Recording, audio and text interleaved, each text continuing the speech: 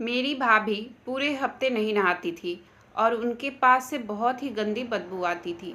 लेकिन वो जिस दिन नहा धोकर नए कपड़े पहनती थी तो मेरा भाई उसे पूरी रात कमरे से बाहर खड़ा कर देता था। एक दिन मैंने भाभी से बाहर खड़ा होने की वजह पूछी तो वह बहुत डर गई।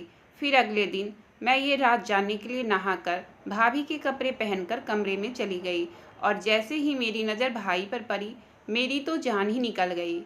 क्योंकि भाई तो मेरा नाम रूपाली है और मेरी उम्र 19 साल है। मैं अपनी माँ और एक बड़े भाई के साथ रहती हूँ। मेरे भाई का नाम रूपेश है।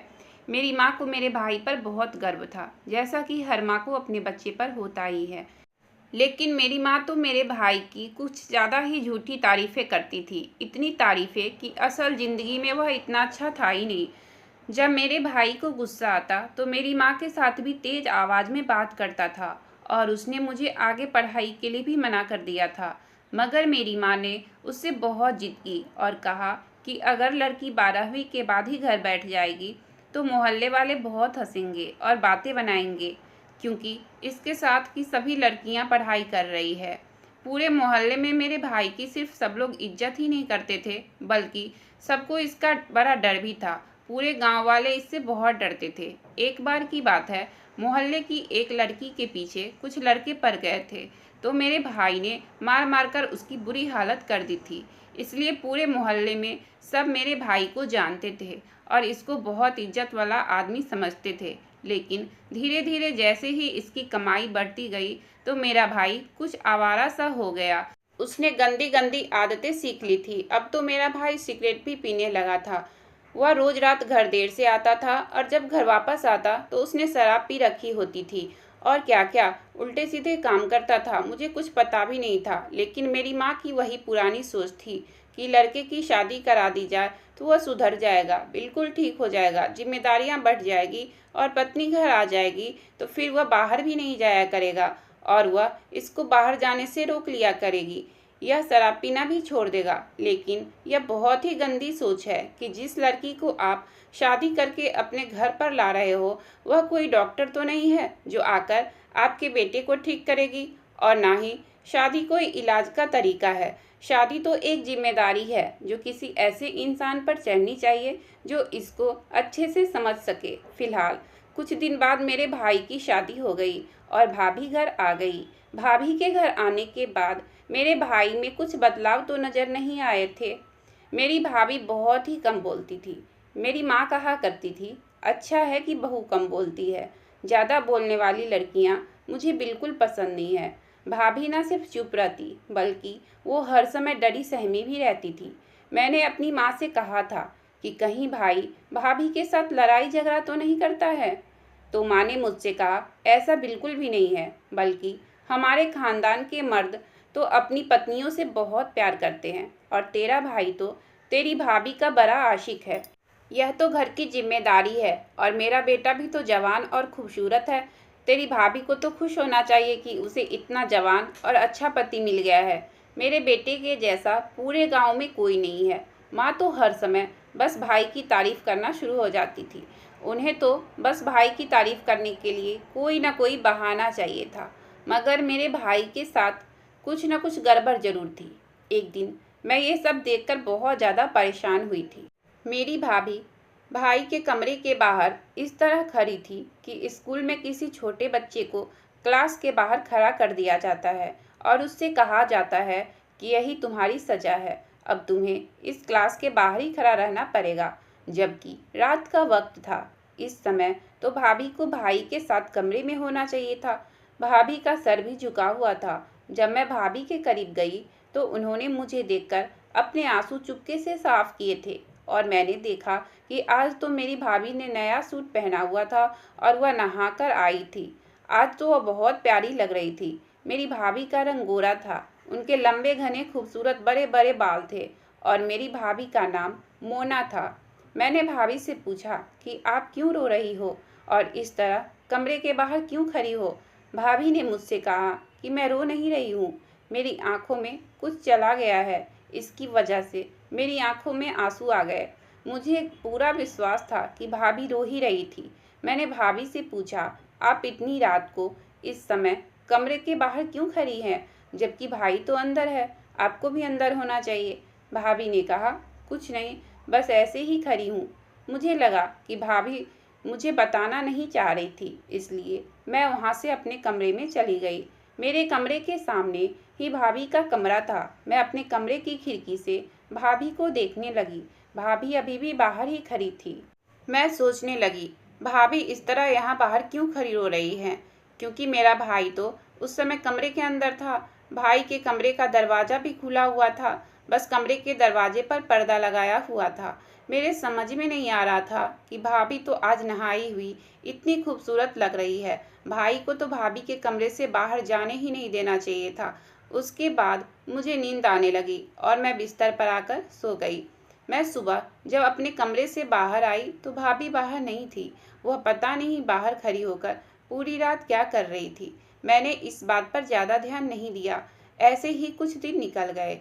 एक दिन भाभी हमारे साथ ही बैठी थी, तभी भाई का फ़ोन आया और उसने कहा कि मैं आज रात का खाना घर पर नहीं खाऊंगा, वरना मेरे भाई का हुक्म था कि भाभी दिन और रात का खाना रोज़ मेरे भाई के साथ ही खाया करेंगी। तो भाभी को बहुत तेज भूख लग रही थी। मैंने भाभी से कहा कि कोई बात नहीं, आज आप मेरे साथ बैठकर खाना खा लो। लेकिन जैसे ही भाभी हमारे साथ खाना खाने के लिए बैठी, मेरी माँ ने कहा कि इतनी गंदी बदबू कहाँ से आ रही है? कमरे में कोई चूहा तो नहीं मरा है? तो मैंने कहा, नहीं माँ, मैंने शाम को ही पूरे घर में अच्छे से झाड़ू लगाई थी, मुझे तो कहीं भी कुछ नहीं दिखा था। फिर पता नहीं ये बदबू कहाँ से आ रही है। मेरी भाभी अपना सर नीचे झुकाकर बैठी और जल्दी जल्दी खाना खाकर वहाँ से चली गई। खाना खत्म करके वहाँ से उठकर अपने कमरे में गई और उनके जाते ही बदबू भी खत्म हो गई। मेरी माँ ने कहा, लगता है बदबू उसी के पास से आ रही थी, पर यह तो ऐसी नहीं है, फिर इतनी गंदी होकर क्यों घूम रही है? मैं समझाती हूँ बहू को। मैंने माँ से कहा कि ऐसे उनसे पूछना अच्छा नहीं है, भाभी बुरा मान जाएगी, उनको शायद नहाना पसंद ना हो। माँ ने कहा कि क्यों पसंद नहीं है, और यह कौन सा नवंबर दिसंबर का महीना है, जून का महीना है। गर्मी में तो सब लोगों को नहाना ही चाहिए, और जिन लड़कियों की शादी हुई है उन लड़कियों को वैसे भी अपने आप को ज़्यादा साफ सुथरा और अच्छा बना कर रखना चाहिए। आदमियों को ऐसी बातें पसंद होती है। तू भी मेरी बात को ध्यान में रखना, जब तेरी शादी होगी तो तू रोज़ नहा धोकर अच्छे से तैयार होकर रहना। आदमियों को साफ सुथरी रहने वाली औरतें अच्छी लगती है, और यही बात तेरी भाभी को समझाना बहुत ज़रूरी है। मैं उससे बात करके आती हूँ। फिर मेरी माँ भाभी के पास चली गई, पर भगवान जाने कि माँ ने भाभी के कमरे में जाकर उनसे क्या कहा और क्या बात की। उनकी बात भाभी को कितनी अच्छी और बुरी लगी होगी। मैंने देखा कि भाभी अगले दिन भी नहीं नहाई थी। भाभी को नहाए हुए आज 5 दिन हो गए थे, और सुबह सुबह मैंने देखा कि भाभी के गले में सोने की नई नई चेन पहन रखी है। भाभी का सारा सामान मैंने और मेरी माँ ने मिलकर ही खरीदा था, और शादी के बाद भाभी कहीं बाहर भी नहीं गई थी। इसलिए मैं भाभी के करीब गई और मैंने भाभी से पूछा, यह चेन कहाँ से आई? तो भाभी ने मुझसे कहा कि सुबह सुबह तुम्हारे भाई ने दी है। पर भाभी ज़्यादा खुश नज़र नहीं आ रही थी। मैंने भाभी से कहा, मुझे लगता है भाई आज बहुत ज़्यादा खुश है। अच्छी बात है, आपस में उपहार देने से प्यार बढ़ता है। भाभी ने हल्की आवाज़ में मुझसे कहा कि हाँ, अभी तो मूड अच्छा है, लेकिन रात तक कुछ नहीं पता कि कब मूड खराब हो जाए। मैंने पूछा कि क्यों मूड खराब हो जाएगा? आपने क्या भाई की कोई बात नहीं मानी है? तो भाभी ने कहा, कुछ नहीं।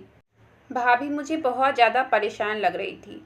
जैसे इंसान गुनाह करने से पहले परेशान होता है, या कोई ऐसा काम करने लगता है जिसको करने से पहले इंसान सोचता है कि मुझे काम करना चाहिए या नहीं, और फिर थोड़ी देर बाद ही भाभी नहाने के लिए चली गई।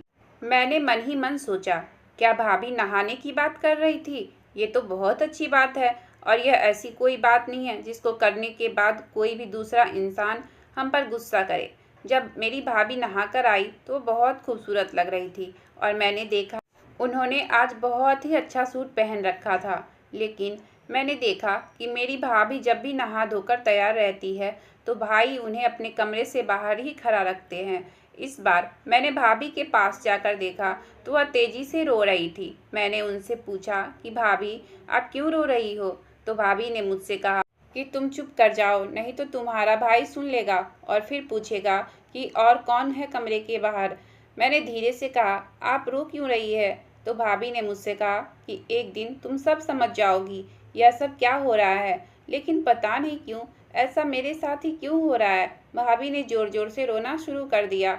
मैंने भाभी का हाथ पकड़ा और उन्हें खींचकर एक तरफ ले गई और उनसे पूछा कि आज मुझे सारी बात साफ साफ बताइए, ये क्या हो रहा है और आप क्यों कमरे के बाहर खड़ी रहती हैं? तो भाभी कहने लगी कि तुम्हें पता है कि तुम्हारा भाई शराब पीता है? तो मैंने भाभी से कहा कि हाँ, मुझे पता है। माँ कहती थी कि भाई की शादी हो जाएगी और उसके ऊपर जिम्मेदारी आएगी तो वह ऐसा गंदा काम छोड़ देगा। भाभी ने कहा कि क्यों छोड़ देगा? नहीं छोड़ा है उसने कुछ भी, अभी भी वह रोज़ शराब पीता है। तो मैंने भाभी से कहा कि यह सब तो ठीक है, मगर इस बात का भाई की शराब पीने से क्या मतलब है? आप यहाँ क्यों खड़ी हैं? भाई ने आपको बाहर क्यों निकाला है? तो भाभी कहने लगी, मुझे नहीं पता, मैं कुछ नहीं जानती हूँ, तुम मुझे छोड़ दो, मुझे वहीं पर खड़ा रहने दो। मेरे तो कुछ समझ में नहीं आ रहा था। फिर कुछ दिनों बाद भाभी ने नहाना ही छोड़ दिया और उनके जिस्म से फिर से गंदी बदबू भी आने लगी थी। बहुत गर्मी का मौसम था। कोई भी इंसान अगर 3 से 4 दिन नहीं नहाएगा तो उसका यही हाल होगा जो मेरी भाभी का था। भाभी जब भी माँ के पास आकर बैठ जाती तो मेरी माँ अपनी नाक को अपने हाथ से ढक लेती थी। मैंने अपनी माँ से इशारा करके कहा था कि वह ऐसा ना किया करे, भाभी को बुरा लगता होगा। तो मेरी माँ मुझसे कहती थी, आखिर उसको नहाने में क्या परेशानी है? आखिर वो नहाती क्यों नहीं है? या फिर इसकी माँ ने इसको यही सिखा कर भेजा है कि मत नहाना, गंदा ही रहना। माँ की बात को सुनकर भाभी बहुत ज़्यादा परेशान रहती थी।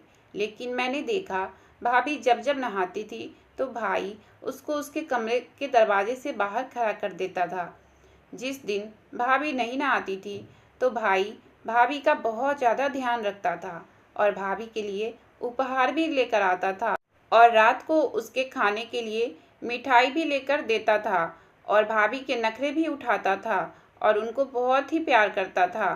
फिर जिस दिन भाभी नहाकर नया सूट पहनकर तैयार रहती थी तो न जाने क्यों मेरा भाई भाभी को कमरे से बाहर ही खड़ा करके रखता था। इन सब का क्या मतलब था? माँ तो कहती थी कि आदमियों को साफ सुथरी औरतें पसंद होती है, जिनके जिस्म से खुशबू आ रही होती है, जिन्होंने अच्छे से बाल बनाए हो, अच्छे कपड़े पहने हो। मेरी भाभी तो इतनी सुंदर है कि इनके ऊपर हर रंग का सूट बहुत अच्छा लगता था। लेकिन पता नहीं यह सब क्या चक्कर था कि जिस दिन भाभी बहुत ज़्यादा साफ सुथरी और अच्छी लगती थी, भाई झगड़ा करता था, उन्हें अपने कमरे से बाहर निकाल देता था। और जिस दिन उनके जिस्म से बदबू आ रही होती थी तो भाई नखरे उठाता और प्यार करता था और उपहार भी लेकर देता था। मुझे कुछ शक हो गया था और मुझे पता लगाना था कि इस घर में आखिर हो क्या रहा है। मेरे भाई के कौन से गंदे शौक है। एक दिन मेरी भाभी किसी काम से छत पर गई हुई थी। उन्होंने जाते टाइम मुझसे कहा कि जब तेरे भैया आएंगे और उनको पानी चाहिए होगा तो तुम दे देना और उनसे कहना कि भाभी छत पर चावल सुखाने गई है। मैंने कहा, ठीक है भाभी। और मेरी माँ भी घर पर नहीं थी, वह गांव में ही किसी के यहाँ गई हुई थी। भाभी के घर से निकलते ही एक प्लान मेरे दिमाग में आया और मैंने सोच लिया था कि मुझे क्या करना है। मेरा भाई घर आया तो सीधा अपने कमरे में चला गया। कमरे के बाहर पर्दा तो गिरा ही था, क्योंकि नई नई शादी हुई थी। तो माँ ने भाई से कहा था कि घर में जवान बहन है, इसलिए दरवाज़ा खुला भी हो तो पर्दा गिरा लिया करो। गर्मी का समय था, दरवाज़ा बंद नहीं कर सकते थे, इसलिए भाई भाभी कमरे के दरवाजे पर पर्दा गिरा कर ही रहते थे। भाई कमरे में चला गया और आवाज़ देने लगा कि मेरे लिए पानी लेकर आओ। मैं जल्दी जल्दी नहाकर भाभी के सूट पहनकर पर्दे के आगे खड़ी हो गई और इस तरीके से खड़ी थी कि भाई को सिर्फ मेरे पैर ही दिख रहे थे। मैंने भी कोई कच्ची गोलियां नहीं खेली थी। मैंने चप्पल भी भाभी के ही पहने हुए थे और मेरा रंग भी भाभी की तरह ही गोरा था। अभी मैं कमरे के बाहर खड़ी थी। भाई ने जैसे ही यह देखा कि मैं कमरे के बाहर खड़ी हूँ तो मेरा भाई अजीब तरह की बातें करने लगा। मुझे पहले भाई की बातें समझ में नहीं आई, लेकिन धीरे धीरे जैसे ही मुझे भाई की बातें समझ में आने लगी तो मेरे पैरों के नीचे से जमीन ही निकल गई। भाई ने कहा, अच्छा, आज तू फिर से नहाई है? बड़ी साफ सुथरी बनी है। अगर तू नहीं नहाएगी तो क्या हो जाएगा? तेरी खूबसूरती कम हो जाएगी, तेरा रंग काला हो जाएगा, तेरे हाथ पैर भी काले पड़ जाएंगे। तू बड़ी पूजा पाठ करने वाली औरत है ना? तू तो बड़ी अच्छी औरत है ना? तेरे से ज़्यादा अच्छी औरत इस दुनिया में है ही नहीं, इसलिए तू रोज रोज नहाती है। मेरे भाई ने ऐसा कहकर और कोई चीज़ उठाकर मेरे पैरों पर दे मारी। अब क्या भूत बनकर खड़ी रहेगी? आज मैं तुझे तेरी औकात याद दिलाता हूँ। लातों के भूत बातों से नहीं मानने वाले होते हैं। मेरे मना करने पर भी नहाने की गलती कैसे की? तुझे तो आदत सी हो गई है। आज मैं तुझे अपने हाथ चलाकर भी दिखाता हूँ। जब मैंने तुझसे कहा है कि मुझे नहाई हुई औरत बिल्कुल पसंद नहीं है, तो फिर तू क्यों नहाती है? आज मुझे पता चल गया था कि भाभी इनसे इतनी डरी हुई क्यों रहती है। आज मुझे समझ आ गया था कि मेरी भाभी रोज रोज क्यों नहीं नहाती है, क्योंकि मेरा भाई उनको नहाने से सख्त मना करता था और नहाने के लिए उनसे झगड़ा करता था। लेकिन मुझे समझ में नहीं आ रहा था कि मेरी भाभी के नहाने से मेरे भाई को क्या परेशानी है। मेरे भाई ने और भी ज़्यादा बातें सुनानी शुरू कर दी थी। ये काम करने से तुझे मना किया है, लेकिन फिर भी तू ये काम को करती है। तू क्या चाहती है कि मैं तुझ पर गुस्सा करूं? मैं और सब्र नहीं कर सकती थी। मैंने पर्दा हटाया और भाई के कमरे के अंदर चली गई। मेरा भाई मुझे देखकर बहुत ज़्यादा हैरान और परेशान रह गया और मैं भाई को देखकर, क्योंकि मेरा भाई कोई अजीब सी चीज़ें खा रहा था जिससे बहुत ही गंदी बदबू आ रही थी। मेरे भाई ने मुझे अपने कमरे में देखकर कहा कि तू यहाँ अपनी भाभी के कपड़े पहनकर क्या कर रही है? तुम्हारी भाभी कहाँ है? मैंने कहा कि भाभी छत पर चावल सुखाने गई है। मैंने भाई से कहा कि आप ये गंदी चीज़ें क्यों खा रहे हो? ये आपको नहीं खाना चाहिए। मेरी बात सुनकर मेरा भाई बहुत ज़्यादा हैरान रह गया और उसने अपना सिर नीचे झुका लिया। उसने मुझसे पूछा, क्या तुमने मेरी सारी बातें सुन ली? तो मैंने कहा, हाँ। अब आप अपने मुंह से बताएंगे कि ये क्या बात है? आप भाभी के साथ इस तरह का व्यवहार क्यों करते हो? आपको इतनी अच्छी पत्नी मिली है और आप उनके साथ ऐसा व्यवहार कर रहे हो। क्या हो जाएगा अगर भाभी नहा लेगी तो? और आप यहाँ बैठकर ये गंदी चीज़ें क्यों खा रहे हो? मैं भाभी के साथ होने वाली हरकतों से काफ़ी परेशान थी। मुझे देखना था कि आप भाभी के नहाने पर इतना गुस्सा क्यों करते हो। फिर मेरे भाई ने मुझे सारी की सारी बातें बताई और यह सुनकर मैं दंग रह गई।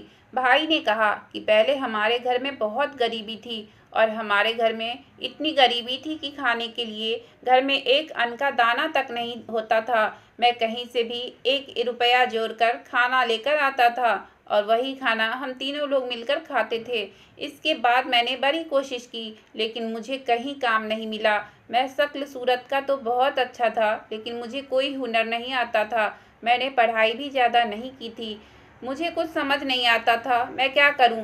पापा भी हमारे साथ इस दुनिया में नहीं थे, इसलिए मैं इस गरीबी से बहुत तंग आ चुका था। फिर एक दिन मैं एक तांत्रिक बाबा के पास गया और उन्होंने मुझसे कहा कि तू यह एक टोटका कर ले और उसके बाद तेरे पास दौलत की कमी नहीं होगी। लेकिन इस टोटके को करने के लिए तुझे नहाना नहीं है, तुझे गंदी चीज़ें खानी है और गंदे काम करने हैं, पूजा पाठ भी नहीं करनी है। और अगर कल को तेरी शादी होती है तो फिर अपनी पत्नी को भी कहना कि वह नहाए नहीं, गंदी चीज़ों में ही रहे। इस तरह तुम्हारे पास दौलत बहुत ज़्यादा हो जाएगी। इसी तरह से मैंने गंदा काम और गंदी चीज़ें खाने लगा। गरीबी दूर होती गई और हमारे पास धन दौलत आने लगे और यह घर उसी दौलत से बना हुआ है। आज कोई भी ऐसी चीज़ नहीं है जो मैं नहीं खरीद सकता हूँ। तुम खुद ही बताओ, क्या आज तक मैंने तुम्हें किसी चीज़ के लिए मना किया है? इसलिए मैं शादी भी नहीं करना चाहता था, क्योंकि मैं सोचता था कि पता नहीं कैसी लड़की मिलेगी, मेरी बात मानेगी या नहीं। इसलिए मैं तुम्हारी भाभी को कहता हूँ कि वह भी गंदगी में ही रहे, लेकिन पता नहीं उसे क्या हो जाता है। वह कहती है कि मैं गंदी नहीं रह सकती, मुझे पूजा करनी होती है, इसलिए वह नहा लेती है। इसी बात पर मेरा उससे उस दिन लड़ाई झगड़ा हो जाता है। अगर हम इसी तरह साफ सफाई करने लगे तो हम फिर से गरीब हो जाएंगे। मैंने भाई की यह बात सुनकर अपना सर पकड़ लिया। मैंने अपने भाई से कहा कि भाई, आप इस तरह की बातों के चक्कर में पड़े हैं। आप मेहनत करते हैं, इसलिए आपके पास पैसा है। भगवान ने हम सबको ही रोटी देने का वादा किया है और जो मेहनत करता है उसको उसका फल ज़रूर मिलता है। सफाई तो बहुत ही ज़्यादा ज़रूरी है। ये आप बहुत ही गलत कर रहे हो और इसकी एक दिन आपको सज़ा मिलेगी। आपके पास जो भी है वह सब आपसे छिन जाएगा। आप यह सब करना छोड़ दीजिए और यह गंदी चीज़ें खाना भी छोड़ दीजिए। मैंने भाई को अपनी कसम दे दी, इसलिए उन्होंने मेरी बात का मान रखा और साफ सुथरा हो गए और पूजा पाठ भी करने लगे। जब भाभी वापस आई और उन्होंने भाई को पूजा पाठ करते हुए देखा तो हैरान रह गई। मेरी भाभी ने मेरी तरफ देखा और मैंने भाभी से कहा कि अब सब कुछ ठीक हो जाएगा। मेरे भाई ने सारे गंदे काम छोड़ दिए और बहुत अच्छा इंसान बन गया। फिर एक दिन हमें एक खुशखबरी मिली। मेरी भाभी टीचर ट्रेनिंग की हुई थी और उनको सरकारी स्कूल में टीचर की नौकरी मिल गई थी। फिर भाभी ने भाई के लिए एक कपड़े की दुकान खोल दी और भाई उस दुकान का मालिक है। हमारे घर में भगवान की दया से और भाई भाभी की मेहनत के कारण मेरा घर आज किसी स्वर्ग से कम नहीं है। आज मेरा भाई हमेशा साफ सुथरा ही रहता है। मैं भी इस बात से बहुत खुश हूँ कि अब मेरा भाई सही रास्ते पर चल रहा है। भाभी भी एक बेटी की माँ बन चुकी है और हम सब अपने घर में साथ साथ बहुत खुश रह रहे हैं। इस तरह के टोटके जो भी करते हैं लेकिन उसका कोई फ़ायदा नहीं होता है, तो इस पर अच्छाइयों को बर्बाद नहीं करना चाहिए। मैं आप लोगों से यही कहना चाहती हूँ कि किसी भी तांत्रिक के चक्कर में आप ऐसी गलती ना करें, क्योंकि अगर हम सच्चे दिल से मेहनत करते हैं तो हमें उसका फल ज़रूर मिलता है। मेहनत करते रहें, फल की चिंता ना करें और भगवान पर हमेशा भरोसा रखें।